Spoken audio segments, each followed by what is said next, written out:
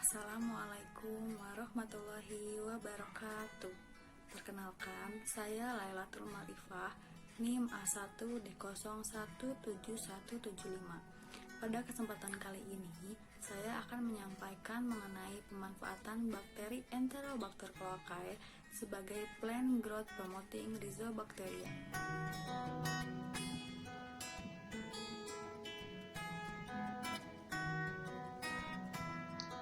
Untuk pendahuluan, saya akan menjelaskan mengenai rhizosfer, PGPR, dan bakteri Enterobacter.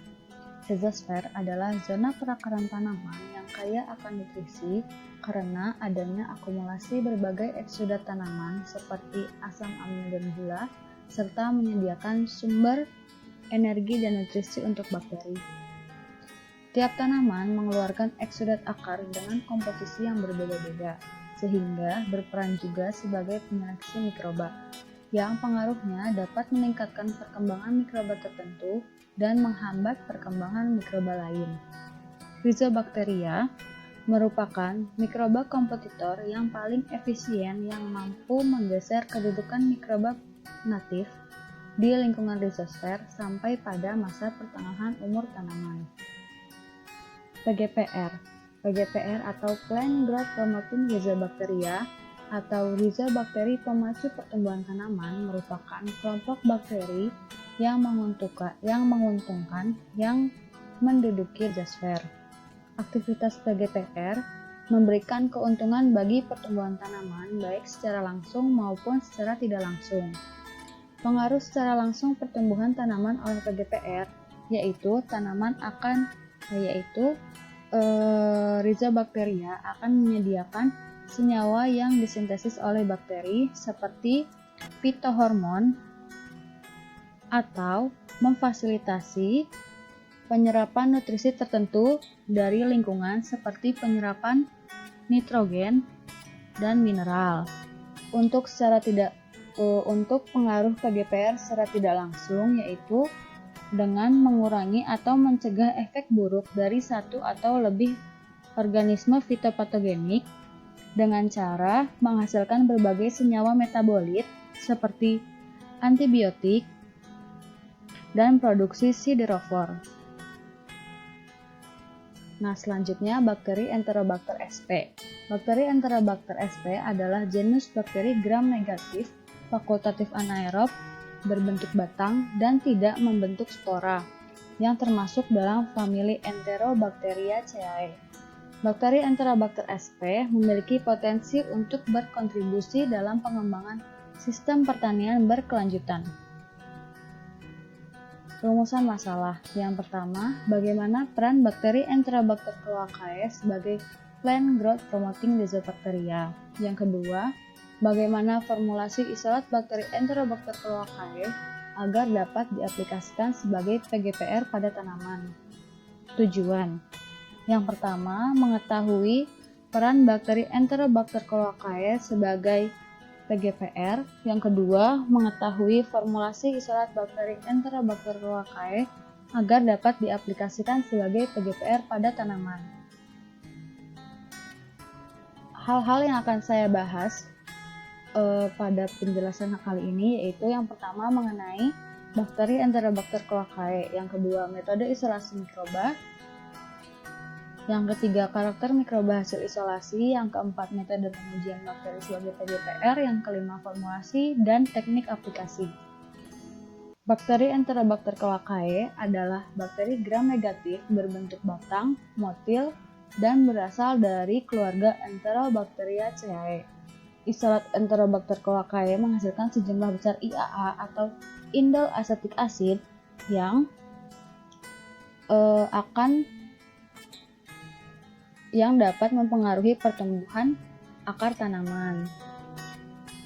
Selanjutnya, Enterobacter cloacae juga menghasilkan suatu zat volatil yang dapat membantu meningkatkan pertumbuhan tanaman. Zat volatil tersebut yaitu N-acyl L-homoserine lactons atau AHL. AHL termasuk kelas sinyal penginderaan quorum bakteri dari bakteri gram-negatif. AHL dapat dikenali oleh tanaman mengubah ekspresi gen pada akar dan tunas, dan memodulasi respon pertahanan dan pertumbuhan sel. Selanjutnya, Enterobacter cloacae juga berfungsi sebagai bakteri pelarut fosfat yang dapat meningkatkan ketersediaan unsur mineral P dalam tanah. Untuk metode isolasi bakteri Enterobacter cloacae, saya mengambil contoh dari tanaman alfalfa atau Medicago sativa. Yang pertama, tanaman alfalfa dicabut bersamaan dengan akarnya. Selanjutnya dilakukan sterilisasi permukaan tanaman yang dilakukan dengan cara mencelupkan batang dan akar ke dalam etanol 70% selama 1 menit. Kemudian dicelupkan ke dalam natrium hipoklorit 2,5% selama 20 menit. Selanjutnya dicuci dengan etanol 70% selama 30 detik. Dan yang terakhir dibilas menggunakan air suling steril sebanyak 3 kali. Kemudian bakteri Enterobacter diisolasi dari akar tanaman alfalfa dengan cara memeras bagian akar yang telah disterilkan menggunakan 2 preparat kaca steril. Kemudian eksudat akar diulaskan kepada cawan Petri yang sudah berisi yeast extract mannitol agar sebagai medianya, atau yang bisa disebut media YMA. Nah, setelah ditanam, proses inkubasi dilakukan pada suhu 30 derajat Celcius selama 48 jam. Koloni-koloni yang terisolasi dengan baik digoreskan kembali pada flat agar dan disimpan dalam agar miring pada suhu 4 derajat Celcius untuk penyimpanan jangka panjang. Karakter mikroba hasil isolasi. Secara morfologi, bakteri Enterobacter cloacae memiliki flagella lateral dan pili setelah inkubasi selama 18 jam. Sel Enterobacter cloacae juga dikelilingi oleh bahan ekstraseluler seperti lapisan lendir dan pembentukan outer membrane vesicle atau OMV. Selanjutnya, metode pengujian peran bakteri PGPR. Yang pertama ada uji fiksasi N dan produksi amonia. Untuk uji fiksasi N dilakukan dengan menemukan bakteri pada medium JNF-demin atau James Nitrogen Free Bromothymol Blue yang bebas N. Selanjutnya bakteri di subkultur sebanyak 3 generasi berturut-turut pada media JNF-demin untuk memastikan diazotropi pada isolat yang diberikan. Selanjutnya, untuk produksi amonia, isolat bakteri ditanam dalam medium pepton 5 ml pada suhu 30 derajat Celcius selama 48 jam.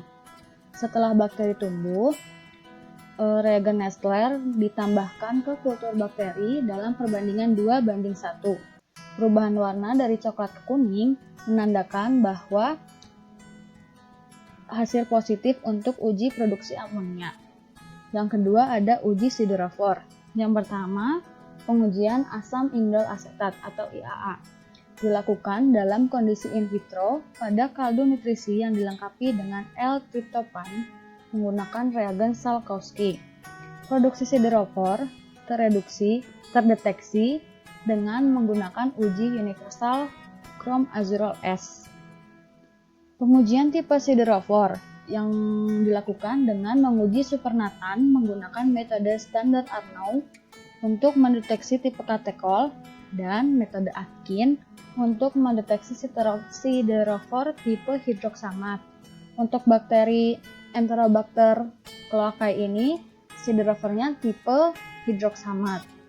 Untuk menguji aktivitas ACC deaminase dilakukan dengan menguji isolat pada plat yang mengandung Dworkin Foster minimal medium yang dilengkapi dengan 3 mmACC sebagai satu-satunya sumber nitrogen. Selanjutnya, uji kelarutan fosfat. Kemampuan bakteri dalam melarutkan fosfat diuji dengan menggunakan media Pitkovskaya agar. Suspensi bakteri sebanyak 5 mikroliter diteteskan pada kertas saring di atas media Pitkovskaya dan diinkubasikan selama 4-7 hari pada suhu ruang. Kemudian, bakteri yang dapat melarutkan fosfat diindikasikan dengan adanya zona bening di sekeliling koloni bakteri. Selanjutnya, uji kelarutan zinc. Kemampuan pelarutan seng atau zinc dari isolat ditentukan secara kuantitatif dalam tris minimal medium cair yang ditambahkan secara terpisah dengan 0,1% seng dalam bentuk seng fosfat, seng oksida, dan seng karbonat, yang mana sampel diasamkan terlebih dahulu menggunakan asam nitrat 6 molar. Seng dalam supernatant kultur ditentukan secara langsung dengan menggunakan spektrofotometer serapan atom atau AAS. Untuk formulasi bakteri Enterobacter cloacae dilakukan dengan mengambil isolat bakteri dari daerah perakaran tanaman.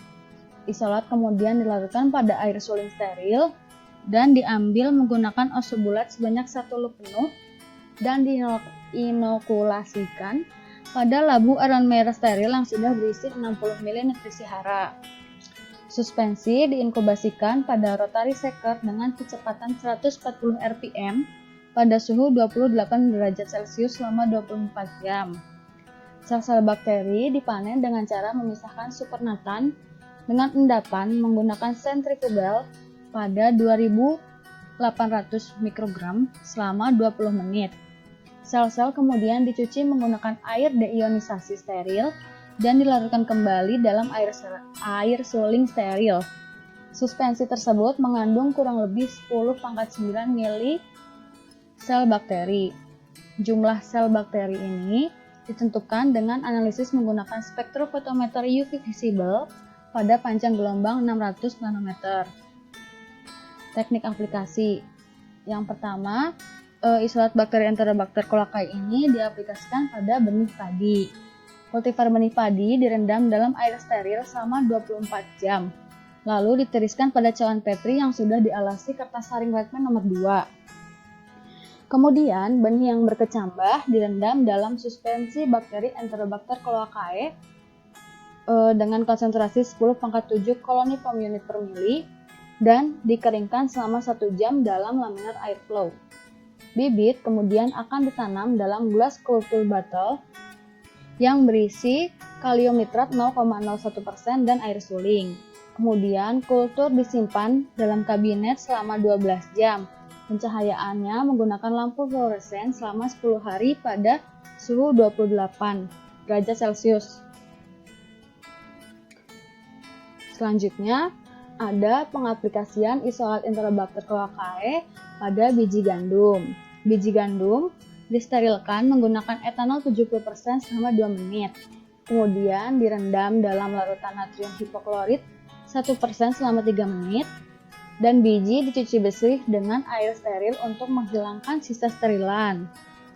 Biopriming benih dilakukan dengan kultur bakteri selama 1 jam dalam gelap di bawah kondisi aseptik. Benih disuspensikan dalam keadaan steril. Kemudian biji gandum sebanyak 20 biji ditabur langsung dalam pot berisi tanah yang sudah disterilkan. Sterilisasi tanah dilakukan dengan menggunakan autoclave pada suhu 121 derajat selama 1 jam terus-menerus selama 3 hari untuk membunuh mikroba yang ada pada tanah. Kemudian pot disimpan di lingkungan yang terkendali dari ruang pertumbuhan tanaman dengan pengaturan penyinaran 16:8, 16 jam penyinaran, 8 jam gelap pada suhu 24 derajat Celcius dan ada plus minus 2 derajat Celciusnya. Nah, untuk kesimpulan yang pertama, bakteri Enterobacter cloacae dapat berperan sebagai PGPR pada beberapa jenis tanaman yang berbeda. Bakteri Enterobacter cloacae sebagai PGPR menghasilkan IAA atau indol acetic acid dan membantu penyerapan unsur P dan menghasilkan suatu zat volatil. Yang kedua, formulasi bakteri Enterobacter cloacae dapat dilakukan dengan mengisolasi bakteri Enterobacter cloacae dari perakaran tanaman. Benih tanaman yang akan diaplikasikan oleh bakteri disterilkan dan diaplikasikan bakteri Enterobacter cloacae sesuai dengan prosedur yang tadi sudah dijelaskan.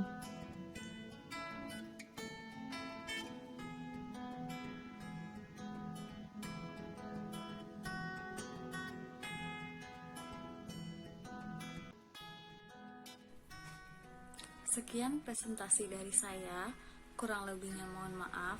Wassalamualaikum warahmatullahi wabarakatuh.